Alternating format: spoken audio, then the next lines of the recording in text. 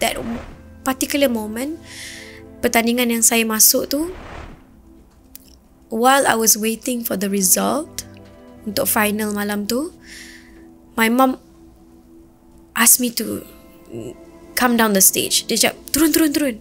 Kenapa?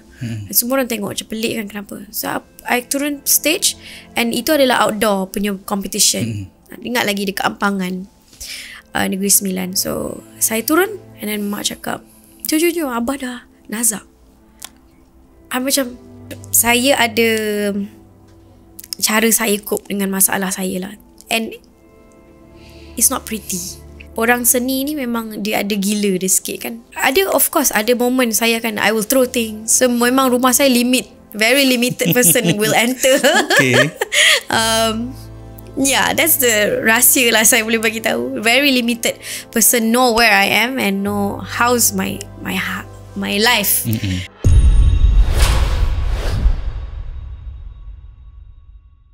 Anda kembali bersama saya, Sudirman Muhammad Tahir, dalam Confession Bilik Gelap musim keempat, dan minggu ini saya datangkan lagi seorang tetamu yang saya kira pasti akan memberikan kita satu lagi cerita menarik, inspirasi untuk kita semua. Ini dia penyanyi yang saya kira semakin dikenali, mewarnai industri seni kita. Nombor 1, Aina Abdul. Hello abang. Sihat Aina? Sihat Alhamdulillah. Macam mana sekarang persediaan untuk ke pentas anugerah juara lagu? Saya tak berapa ready. Saya tak ready lagi. Tapi kita dah ada konsep. Of course kita itu benda paling penting lah. Setiap kali rasanya AJL ni macam dah my annually event tau. And saya sayang lah. Saya sayang platform ni, walaupun orang kata macam alah asyik dia je kan. Tapi bagi saya, setiap kali saya masuk tu, itu adalah every time is my first entrance untuk AJL. Sebab saya tahu saya akan tampil berbeza daripada tahun-tahun sebelum ni. So nak kata dah ready, belum ready lagi. Saya pun macam, hello Abu. Aina, kalau macam Aina kata tadi kan, orang cakap dia lagi.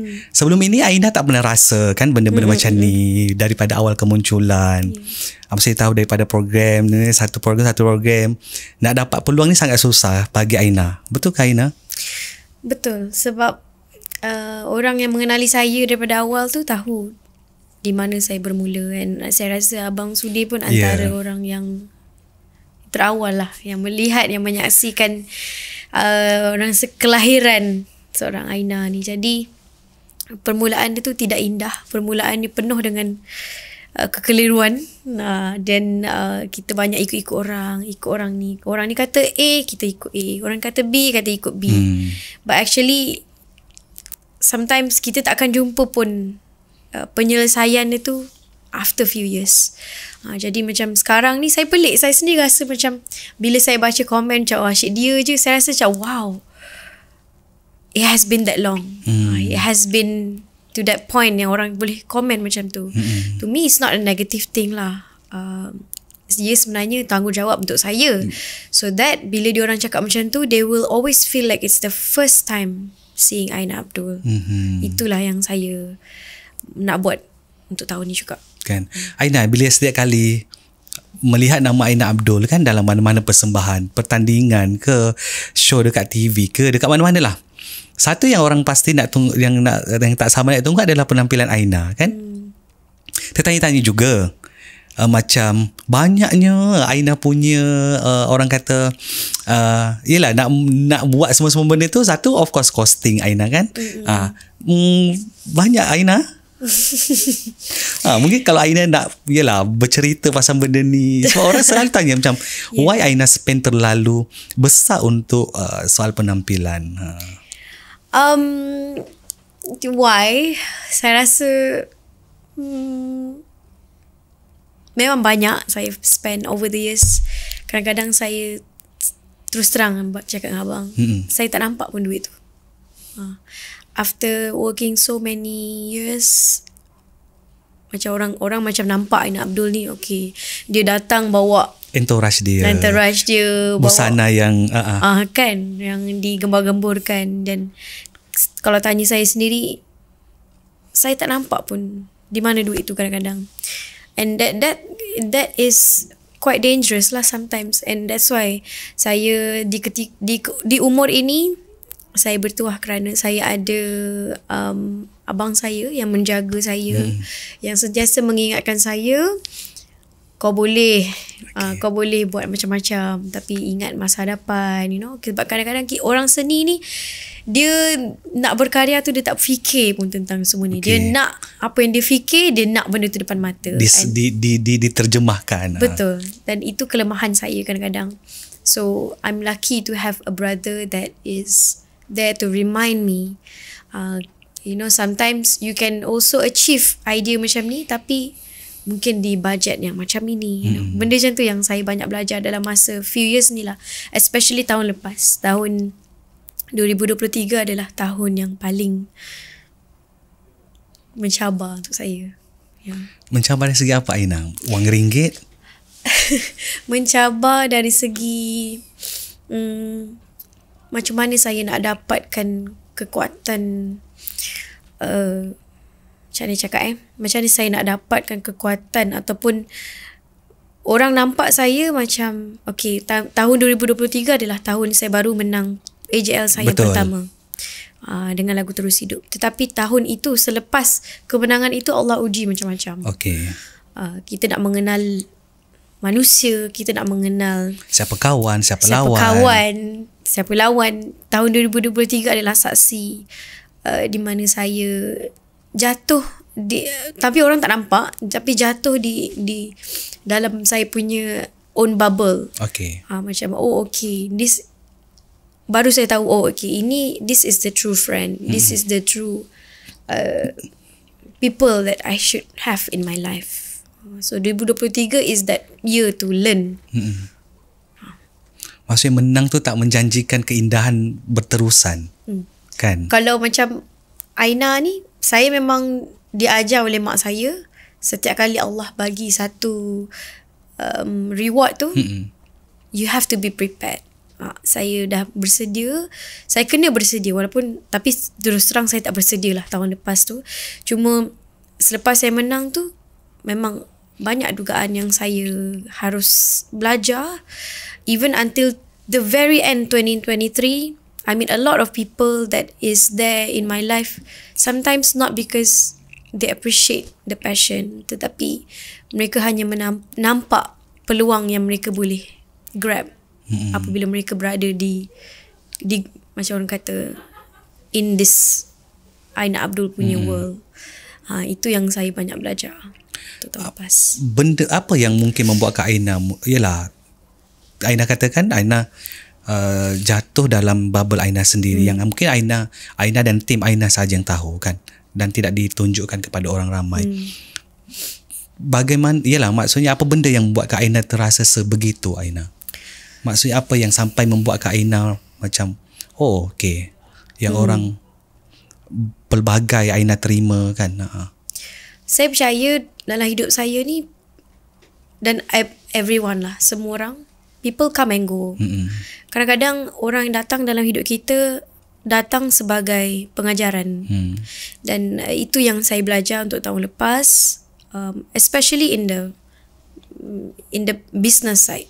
Saya ni seorang anak seni yang sangat cintakan karya saya.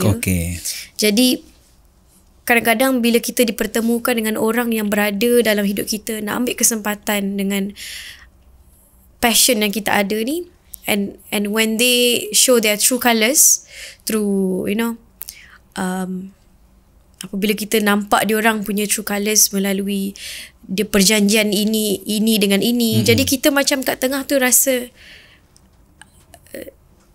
do I really have a value in here, and benda tu semua serba sedikit, dia at some point it can kill the artist punya passion, sebab kita duduk dalam industri ni, kita cuba untuk jujur dengan karya kita, but not everyone around us truly get that meaning. They only see coins, they only see business side. So orang-orang karya macam saya akan tersepit dekat tengah. dengan permainan mereka. So macam mana saya keluar daripada 2023 tu, I tried to look at it in a bigger picture. Siapa yang saya patut ada dalam hidup saya, siapa yang bukan kita kata kita buang, tapi kita limitkan, kita kecilkan lagi circle kita. Apa yang tak perlu, let it go. Tapi kalau kita jumpa, kita berbaiklah. Tapi apa yang Aina ialah Aina cuba, macam Aina kata tadi kan, Aina memang seorang yang sangat cintakan dengan seni. Dan apa yang Aina tonjolkan, especially macam penampilan pun adalah satu bentuk seni pada Aina, dan itu adalah Aina Abdul kan. Secara bila orang kata Aina Abdul, orang dah tahu dah setiap penampilan dia macam mana. Adakah Aina bila Aina melihat benda yang Aina dah lalui ini, adakah Aina melihat itu mungkin sebagai satu pembaziran untuk Aina juga, yang mungkin untuk tahun-tahun seterusnya ini akan rasa macam okay, benda ni tak patut. So orang dah tahu dah aku Aina Abdul. Itu ada juga bermain dalam fikiran saya. Antaranya of course saya cakap dengan diri saya, bukan slow down, tapi lebih orang kata memilih. Lebih memilih, lebih really think it through. Macam sebelum ni saya nak jadi ni, nak jadi ni, nak jadi ni, nak jadi ni, nak jadi pokok lah, nak jadi awan lah, nak jadi ni lah. Tapi macam sekarang ni, saya dah mula, mungkin umur pun dah tak muda sangat dah kan. Kita pun dah ada 30 dah ke Aina? Dah. Okay. So kita pun macam pilih, okay, tahun ni saya sukalah perubahan yang saya dah belajar. Cuba slow-slow tu. Saya suka macam tahun ni saya akan pastikan setiap minggu saya ada meeting. Dan saya akan pastikan permulaan bulan tu kita dah tahu, okay, this is what we're going to do. Ini adalah list activity Aina. Okay. Kita dah fikirkan event ni kita nak pakai ini, event ni kita nak pakai ini. And okay, we're going to have a really huge event which is AJL. So kita dah plan properly. Because before ni saya tak macam tu. Saya everything nak tunjuk je kan. Kita macam we really want to showcase everything tanpa memikirkan, you know, macam saya cakap tadi, benda-benda yang business side kita tak fikir. And at the end of the day kita macam tak ada apa kat kita. So benda tu saya nak kena jaga sebab penting kan. Yelah, maksud dalam berkata lain nak kena fikir poket juga Aina kan. Kena ada. Ni nama Aina Abdul tapi tak ada macam mana kan. Aina terfikir tak benda tu kan? Terfikir. Itu pun selepas difikirkan. Selepas abang saya kira macam dudukkan saya. Sedarkan saya. Saya ada satu penyakit juga bang. Saya ada satu penyakit yang I want to please everybody. So itu pun satu masalah dalam diri saya. Tanpa memikirkan perasaan diri sendiri. Sampai diri sendiri pun dah tak ada, tergadai. Sampai diri sendiri, biarlah aku tak ada, yang penting aku dah pleasekan orang lain. Yes. And bila kita kerja sekali kita nampak bill kan, contoh kan. Kita tak sedar benda tu. And tengok bill tak sama dengan dalam account. Yes. Benda tu yang kita macam, okay, I have to take a break. Take a break tu bukannya maksud kita tak keluar ke apa ke. Cuma we have to restart, refresh everything, refocus. Do I really need this? Do I really need this person? Perlu ke? Kita tak bergaduh kan? Tapi kita lebih memilih apa yang kita perlu untuk ketika itu. Kalau kumpul-kumpul semua tu makan juta ni tak ada lah. Saya tak tahulah bang. Tapi banyak. Tapi bukan orang kata macam benda tu semua pembaziran ataupun ni lah. Saya percaya dan saya tahu pengorbanan banyak-banyak tahun ni membuahkan hasil yang baik. Dan satu pengajaran juga buat Aina kan. jangan lagi, konsepnya gitulah kan. Aina, bila mana kita tahu kan, kita perjalanan Aina Abdul ni macam mana, daripada nak dapat nama Aina Abdul sekarang ini, saya pasti saya rasa bukan mudah kan. Dan Aina sendiri melalui benda itu dan tahu daripada awal Aina terlibat sampailah sekarang nak karya Aina diterima dengan baik oleh peminat. Ada ketika terduduk tak Aina juga, ialah mengenangkan nasib nak dapat sampai sekarang ni? Banyak bang, banyak. Momen-momen saya rasa saksinya adalah dinding-dinding kat rumah saya, piano saya. Itu adalah saksi. Kalau diorang boleh bercakap, dah lama diorang luahkan perasaan diorang agaknya kan. Saya masalahnya, I keep on asking myself, kalau saya buat lagu alhamdulillah, prosesnya cepat. Tetapi apabila kita nak siapkan lagu tu yang memakan masa. Sebabnya kita dah ada body lagu tu, tapi kita nak siapkan dia makan jangka masa yang lama. Kerana saya ni, I'm too hard on myself. Too hard. Sebab tu saya perlukan orang dalam hidup saya to tell me that enough. Okay dah tu. So dalam 2023 tu, saya ada momen yang saya tak ada orang itu dalam hidup saya. Saya tak ada untuk orang ingatkan saya. So that's why towards the end of 2023 tu, I need this person or this group of people yang tahu cara saya bekerja, dan they will advise me. Because kadang-kadang orang takut dengan saya. Kebanyakan orang banyak takut dengan saya bang. Dalam kerja saya, abang saya sendiri cakap, orang takut tak dengan kau? Cakap kenapa? Aku kurang ajar ke? Ataupun ada macam over ke? Tak, kau tak. Aku cakap lembut je, tapi you have that vibe yang buat orang takut dengan kau. Mungkin sebab mak saya dia doa supaya tak ada orang yang pelik-pelik datang dalam hidup saya. Supaya orang macam, mungkin orang boleh bekerja sama dengan saya, hormat saya, apa semua kan. Dan mungkin sebab tu orang makin takut dengan saya. Sebab saya ada satu vibe yang macam, kalau saya datang ke tempat kerja tu, orang sampai nak buat tudung saya pun menggeletar tangan. Saya rasa macam tak best benda tu. Mungkin aura Aina Abdul, saya nak orang sayang saya kan. Macam saya jenis yang macam people person. Tapi kadang-kadang orang takut dengan saya tu. Mungkin sebab saya kena slow down.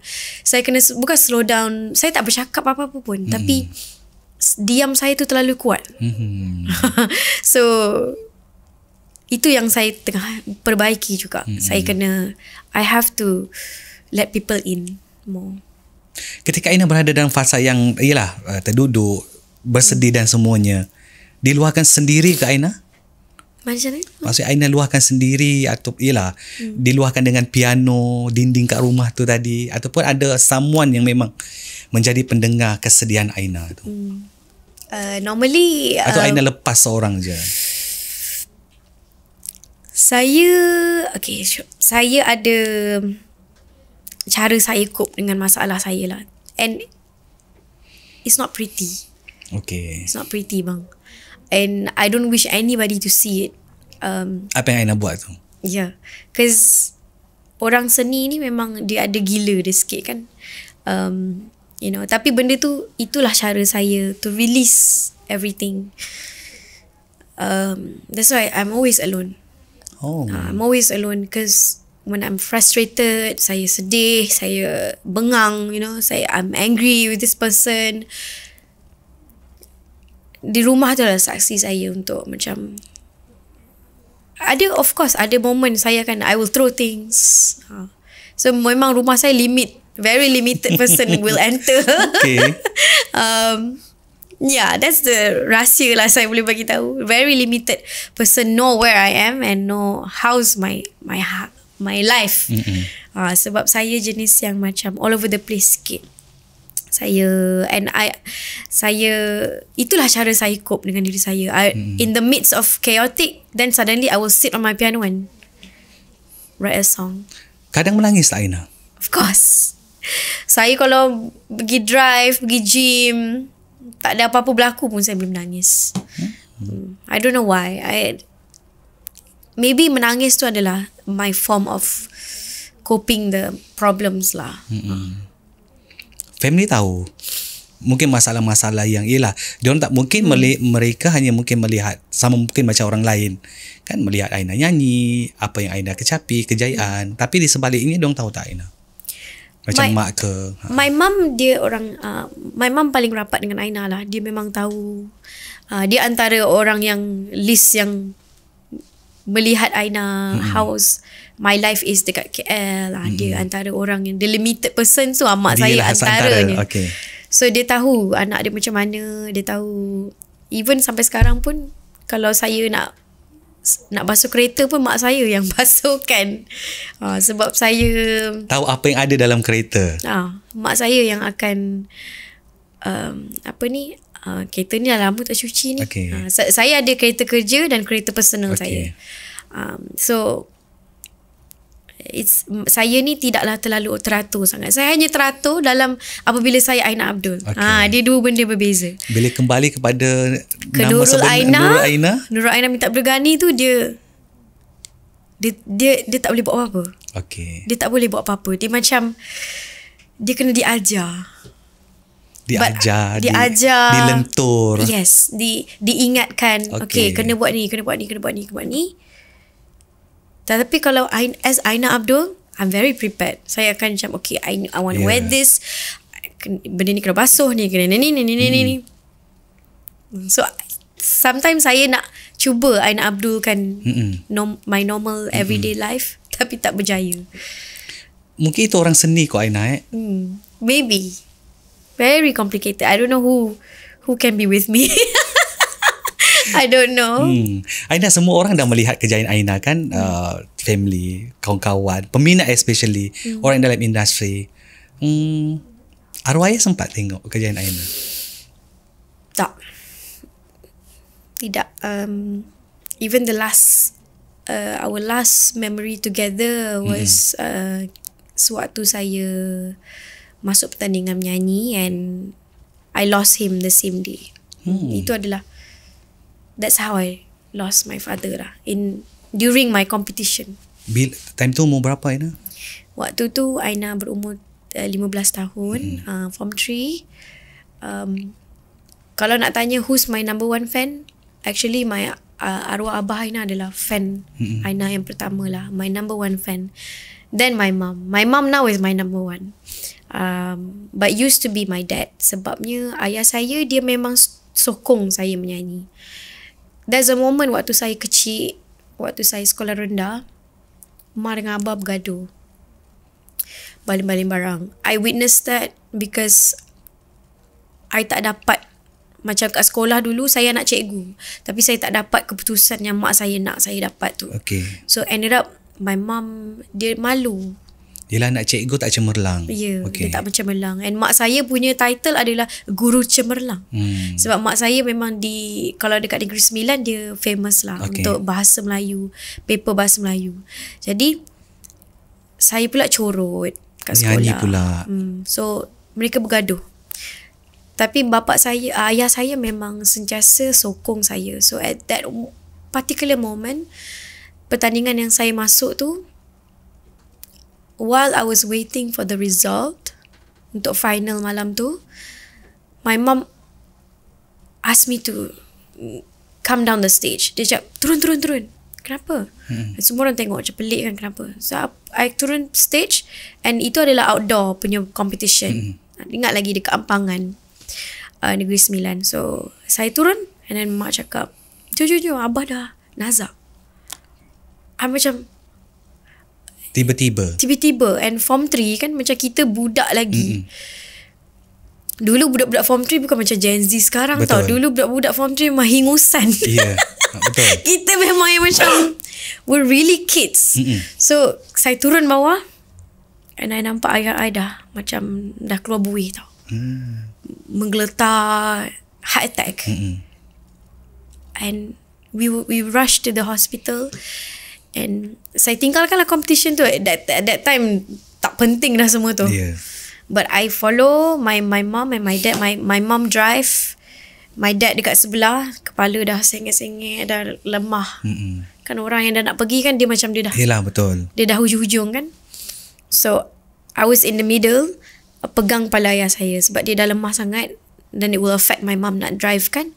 So the moment kita sampai je hospital tu, he's actually not there anymore. He left.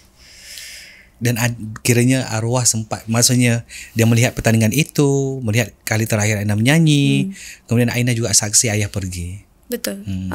Kita sampai je hospital tu, they rush him to the emergency room, tapi after a few minutes the doctor bagi tahu the news to my mom that he's no longer, suami pun dah tak ada dah. So I was there, duduk macam menyangkung dekat dinding tau, and I don't understand a single thing. Saya tak faham apa makna kehilangan tu, but I only understand that meaning that night, which is dah nak masuk hari kedua dah, hari seterusnya. Time tu baru saya faham, ayah dah tak ada. Oh, he's really gone. And what makes it sadder is the same night, waktu kita orang balik tu, ada satu pakcik ni, dia datang rumah, and dia hantar makanan ABC, makanan tu, and dia cakap abah order untuk Yun itu adalah nama timbangan Aina. Abah order untuk Yun. I was like, it's crazy. Yeah. Benda terakhir yang dia orderkan untuk Aina kan? Yeah. And at that time I baru rasa macam, oh, this is how it feels. Mungkin ketika hayat arwah ada, dia selalu, apa benda yang dia selalu pesan pada Aina? Abah ni dia pendiam sikit, dia tak bercakap sangat, tapi dia suka muzik. Dia pernah beli CD, 2 CD dia pernah beli. Dia suka sangat band So Fast. We used to have a band called So Fast. And then dia suka Agnes Monica. Dia suka lagu Matahariku. And itu 2 benda yang dia selalu pasang lah. Kalau Aina balik sekolah ke, mesti abah akan ambil Aina kat sekolah. So we will always jam to that song. And lagu So Fast. Dan bila esok. Tu. So I don't know how lah these 2 artists boleh be in my dad's playlist, tapi it just happen. Macam pelik gila abah punya repertoire. Maybe Aina pick up from my dad kot. Dan kalau ayah tu ada Aina kan, mesti dia berbangga dengan Aina hari ini. I hope so lah. I hope he's happy to see his daughter, you know, and yeah, happy lah. Semangat arwah tu ada pada Aina? Ada. Because dia seorang ayah OKU tau. Abah tak ada kaki. Abah tak ada kaki. So dia adalah orang, dia tak ada kaki, tapi dia orang yang paling macam ada kaki. Maksudnya adalah dia semangat dia tu kan? Ya, dia memang paling kecoh sekali dekat kejiranan tu. Dia yang akan menyatukan semua orang. Okay, datang meeting ni, pakcik-pakcik kan, meeting dekat warung ni. Dia yang paling semangat. So bila dia tak ada tu, sebenarnya dirasai oleh semua orang lah. Semua geng-geng dia semua rasa. And they don't have that kind of annual meet up anymore. Selepas ayah saya tak ada. So semangat dia tu memang tebal kat dalam diri saya. Every time I have a problem ataupun benda yang saya rasa susah, saya akan ingat dia. Sebab if he can do it, takkanlah Aina tak boleh. Malu kalau Aina tak boleh. Macam tu. Yelah, of course apa yang Aina lalui dan capai hari ni pun sedikit sebanyak mesti daripada doa dia. Betul, kan? Semangat dia, doa dia. Sebab dia memang nak Aina jadi penyanyi. But then when my dad passed away, my mom 360 berubah. Dia berubah sangat-sangat 360 darjah berubah. Dia she support me, even she forced me to enter competitions every week. Asah bakat, asah. Sebab dulu kita tak ada kelas vokal tau. Nyanyi waktu je, kan? Sekolah menengah tu tak ada masuk kelas vokal lagi. Waktu nak dekat form 5 tu baru ada kita join kelas vokal apa semua kan. So earlier days tu memang mak saya akan suruh saya praktis menyanyi untuk masuk pertandingan. Masuk pertandingan kita dapat duit. Time tu masuk pertandingan dapat RM500 satu tempat pertama. Besar, banyak tu. Betul. Ya. Aina, berbalik kepada kejayaan kan, macam tahun lepas Aina buat konsert juga kan. Adakah itu satu kejayaan buat Aina?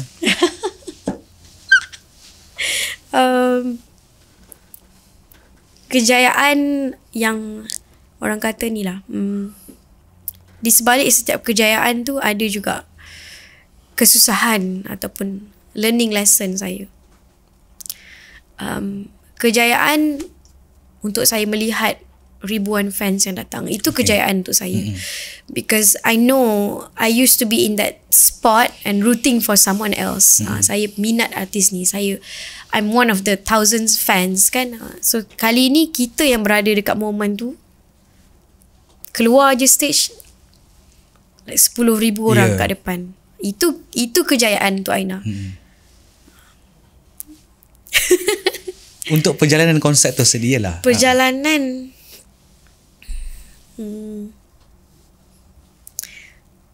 it's a learning process. It's a learning process. Saya tak berani nak cakap lebih-lebih, because of the people that I'm working with bukannya orang-orang yang kecil. Mereka semua orang yang berpengaruh. In fact, they have been longer. Dia dah berada dalam industri lama daripada saya, and I was hoping that these people could teach me, but instead I have to learn my lesson by myself. And itu semua adalah harga pengalaman yang saya perlu bayar in order to untuk berjaya, in order to establish a concert. Itulah orang kata, pengalaman tu semua tak murah. Dengarnya macam banyak tersakiti Aina. Sebab mungkin orang nampak yang they see all the fame and like all the success in the yang rakan-rakan media write up, which is, I wouldn't say it's a failure, tetapi there's a lot of things underneath yang saya belajar. If I want to do a concert with someone else selepas ini, I have to be really, orang kata, kena belajar banyak lagi. Bukan kata kadang-kadang problem tu bukan dekat satu pihak saja. Sometimes it's also my problem because I'm not skillful enough dalam business, and saya tak strict, and saya tak ada team yang strict. Team yang strict tu sebenarnya good for me. Kita tak ada. 2023 saya tidak ada, terus terang saya cakap, saya kehilangan beberapa kehilangan beberapa orang yang macam orang kata sayap saya. Diorang tak ada dalam hidup saya. At the point yang saya paling perlukan bantuan, they're not there. Kan? So saya terkontang-ganting bersama dengan few people yang doesn't really know or doesn't really know how to appreciate the value of Aina Abdul. Jadi saya ralat benda tu. Saya tak salahkan sesiapa saja yang saya maksudkan itu, but they are a lesson lah for me. Mungkin benda ni berlaku because I'm too trusting. Saya terlalu mempercayai orang itu. Saya terlalu meletakkan masa depan saya dekat tangan orang tu, which is a problem. Benda yang saya paling belajar sekali, I have to be my own decision. I have to be the one who decide everything. Saya tak boleh. I am no longer in the position bang dalam hidup saya that I will let people decide for me. No. So penat dikhianati, ditipu semua Aina Di ni lah orang kata teraniaya sikit lah dengan pengalaman-pengalaman tu, which I cannot say the details, tapi apa saja konsert yang Aina buat untuk dengan nama A Night with Aina Abdul ni comes with a price. Orang nampak kejayaan A Night with Aina Abdul 1.0, 2.0, 3.0 Singapura. Di sebaliknya lebih besar kan? Di sebaliknya itu, can you believe it? Okay, orang nampak betapa gahnya A Night with Aina Abdul, right? Orang beli tiket, they spend a lot, but it's, like I said, it comes with a price. Those are the price that I have to bear. The only kebahagiaan yang saya dapat daripada A Night with Aina Abdul is my fans. Itu je. Fans saya adalah penguat saya.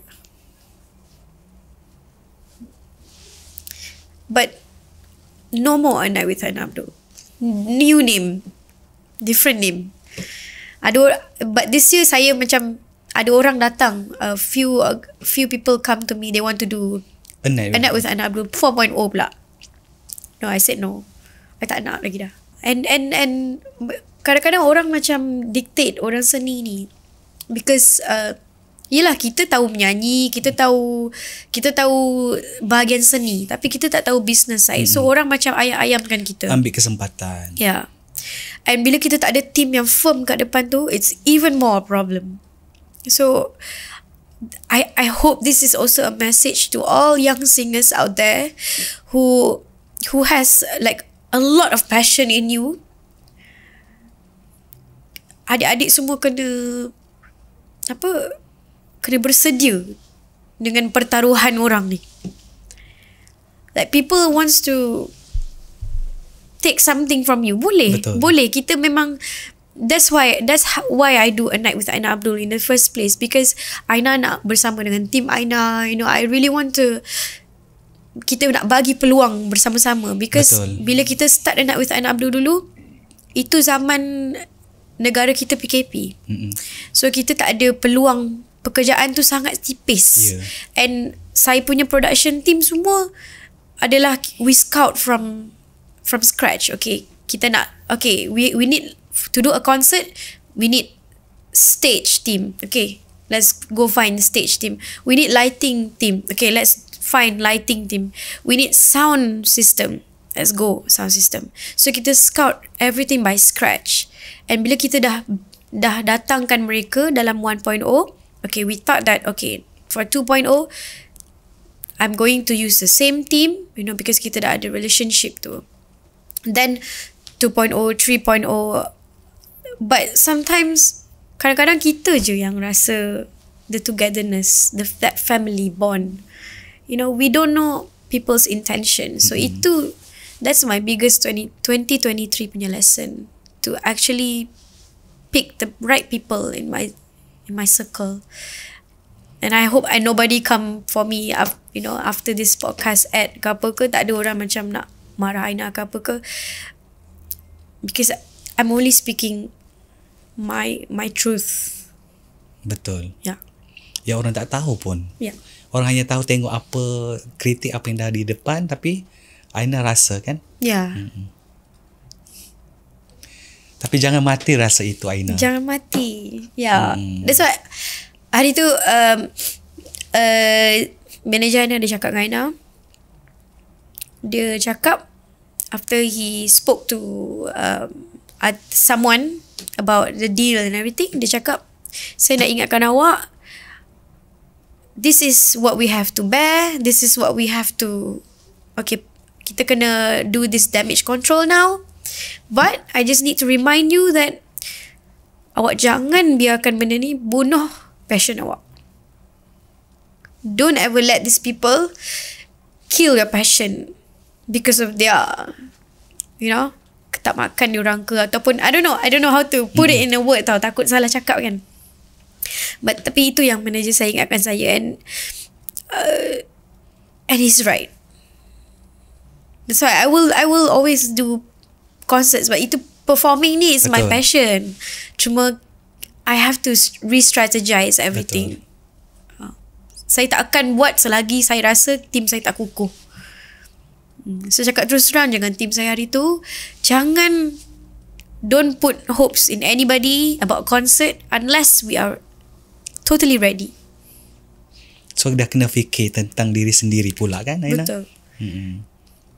Sampai ada orang cakap on my behalf, I was shocked. Saya terdengar benda ni. I don't know who said that, tapi dia disampaikan kepada saya. Orang cakap kalau buat konsert dengan Aina, dia tak nak untung pun. Dia tak nak apa-apa pun. Dia asalkan dia boleh menyanyi. Yeah. And when I heard that, I macam, So untuk apa kita bekerja? Saya terdiam dengan benda tu. Saya rasa saya terdiam. Saya memang terdiam waktu saya dengar benda tu, which is by this year. I dengar benda tu tahun ni. Saya terdiam. Is that how people talk behind me? Kita tak boleh buat apa-apa sebab Aina nak benda ni. Aina nak benda ni. Nama saya always orang. But it never come from my mouth, abang. Saya tak pernah cakap macam tu. Aina tak pernah cakap macam tu. So saya pelik. Macam 1.0 adalah, I think 1.0 2.0 is the happiest concert for me, even though I don't get anything from it. Tetapi benda tu happy untuk saya sebab I do alone. Betul. I do by myself. So apa saja yang saya dah keluarkan, itu decision saya. Walaupun saya tak rasa apa-apa, but it's okay. Saya happy tengok fans saya happy, and that's the most important thing. But after tu banyak benda yang berlaku lah. Aina, kalau diberi peluang sekarang kan, nak bercakap kepada mereka-mereka yang terlibat dalam hidup Aina, nak di fasa yang saya kira sangat keras untuk Aina kan, sangat pahit. Apa Aina nak cakap? Apa